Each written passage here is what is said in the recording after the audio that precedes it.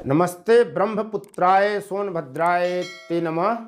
मेकलोद्भवाय बृहते सर्वपापहराय च विनयापनो पृच्छद व्यासः सत्यवती सुतः।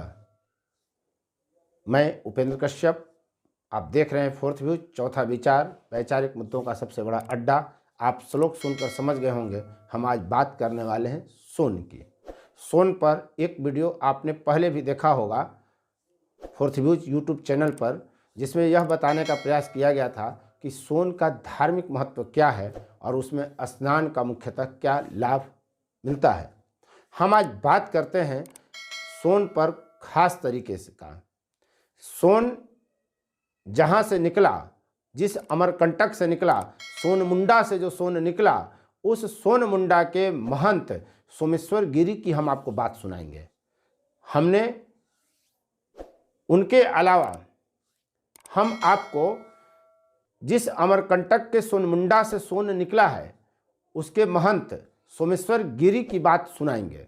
और इसी वीडियो में हम आपको रोहतास कैमूर पहाड़ी पर शोध करने वाले, शिलालेख खोजने और उसे पढ़ने में सफल होने वाले इतिहासकार डॉक्टर श्याम सुंदर तिवारी की भी बात सुनाएंगे। सोन कितना महत्व है यह पहले आपको हम बताते हैं। व्यास जी ने नारद से यह कहा जो आपने श्लोक में सुना, नमस्ते ब्रह्मपुत्राय सोनभद्राय ते नमः, मेकलोद्भवाय बृहते सर्वपापहराय च विनयावनो पृच्छद व्यासः सत्यवती पुत्र। तो नारद ने उन्हें क्या बताया? नारद मुनि ने उन्हें बताया, उदुम्बर समाबद्ध सोनो नाम महानद तत्पूर्व कीकटो देश सर्वकर्म बहिष्कृत कीकटेषु गया पुण्या नदी पुण्या पुनः पुनः च्यवनस्याश्रम पुण्यम पुण्यम राजगृह वनम। संस्कृत में कहे गए श्लोक का हम आपको हिंदी में अनुवाद बताते हैं। ब्रह्मा के पुत्र सोनभद्र, तेरे लिए नमस्कार हो, नमस्कार हो। मेकल से उत्पन्न महान सोनभद्र को नमस्कार। सब पाप हरने वाले सोनभद्र को नमस्कार। विनय से नम्र सत्यवती पुत्र। व्यास ने नारद से पूछा। उसके बाद व्यास बोले, हे भगवान, हे व्रतनिष्ठ, मैं महात्म्यशाली ब्रह्मा के पुत्र स्वरूप सोन की कहानी सुनना चाहता हूँ, आप मुझसे कहें।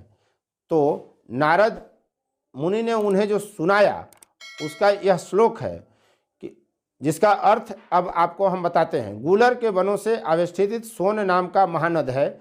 उसके पूरब में कीकट नाम का देश है जो सभी पुण्य कर्मों के लिए बहिष्कृत है। जैसा कि आपने श्लोक में सुना ही, तत्पूर्व कीकटो देश सर्वकर्म बहिष्कृत है। कीकट देश में गयापुरी पवित्र है, पुनपुन नदी पवित्र है, च्यवनाश्रम पवित्र है और राजगृह वन पवित्र है। सोन का यह महत्व है। सोन मध्य प्रदेश के अमरकंटक से निकला और बिहार में गंगा में वह समाहित हो जाता है। सोन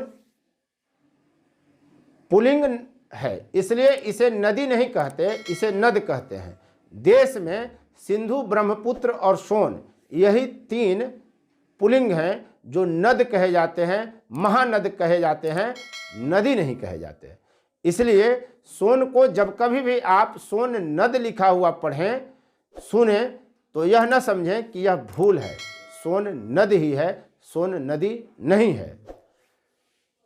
सोन का जो भौगोलिक चित्र है उसके हिसाब से यह भारत का 14वां लंबा जल प्रवाह वाला नद है।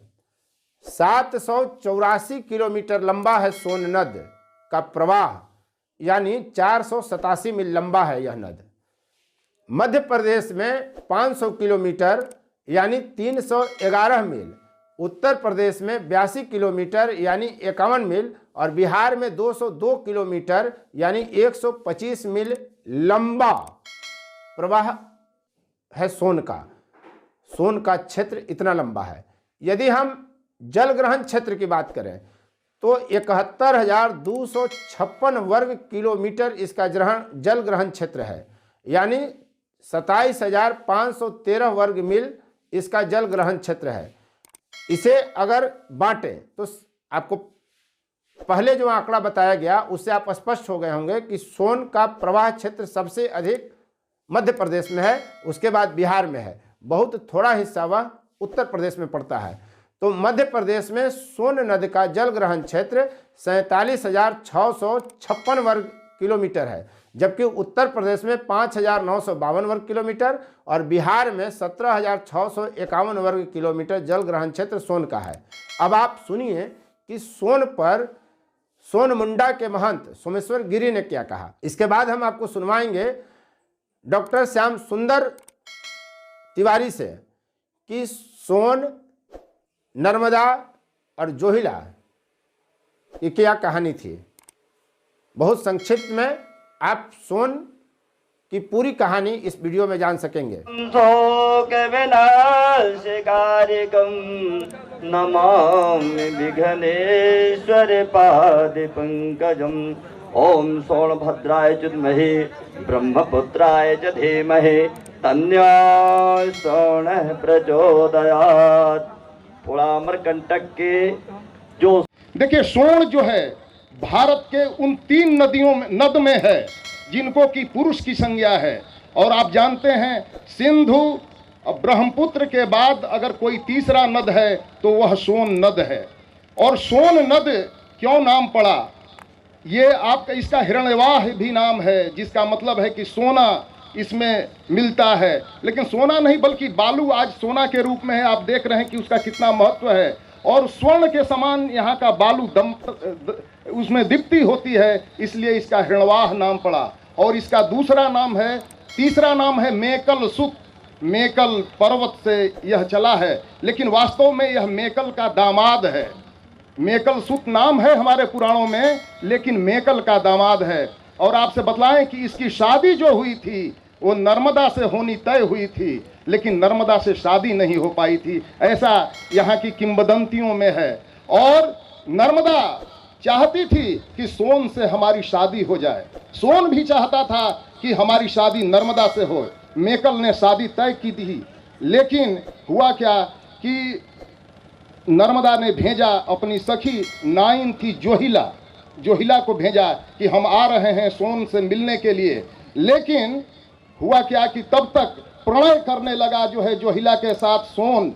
और अंततः जब नर्मदा ने देखा तो कुपित होकर के वह पश्चिम दिशा की ओर चल दी। और यह जो है सोन पूरब दिशा की ओर होते हुए रोहतास से होते हुए और पुनः जाकर के गंगा में मिल गया। तो ये सोन नद की थोड़ी सी कथा थी। और अंततः जोहिला इसमें मिल जाती है, इसलिए उनका संबंध जुड़ता है।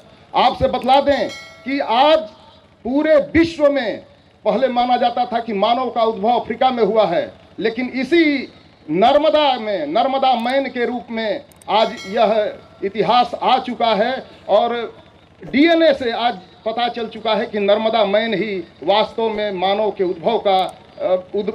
का उद्भव उसी से हुआ है लगभग 3 लाख साल पहले। और उसके बाद जो सबसे पहले जो जनजाति का उद्भव हुआ वो निषाद जनजाति, जिसकी पुराणों में चर्चा है। और निषाद में सबसे प्राचीनतम जो जनजाति है वो खरवार है। और खरवार से ही मुंडा और जो संताल हैं, हो हैं या अन्य जो जनजातियां हैं, इसी खरवार से निकली हैं।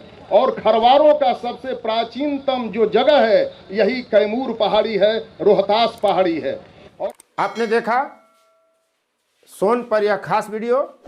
और सोन मुंडा जहाँ से सोने निकला वहाँ के महंत सोमेश्वर गिरी का आपने वक्तव्य सुना। आपने इतिहासकार शोधकर्ता डॉक्टर श्याम सुंदर तिवारी का पक्ष आपने जाना। उम्मीद है आपको यह वीडियो पसंद आया होगा। धन्यवाद। आप चैनल को सब्सक्राइब करें और बेल आइकन जरूर दबाएं ताकि आपकी पसंद का वीडियो सबसे पहले आपकी मुट्ठी में पहुंचे। फोर्थ व्यूज, चौथा विचार।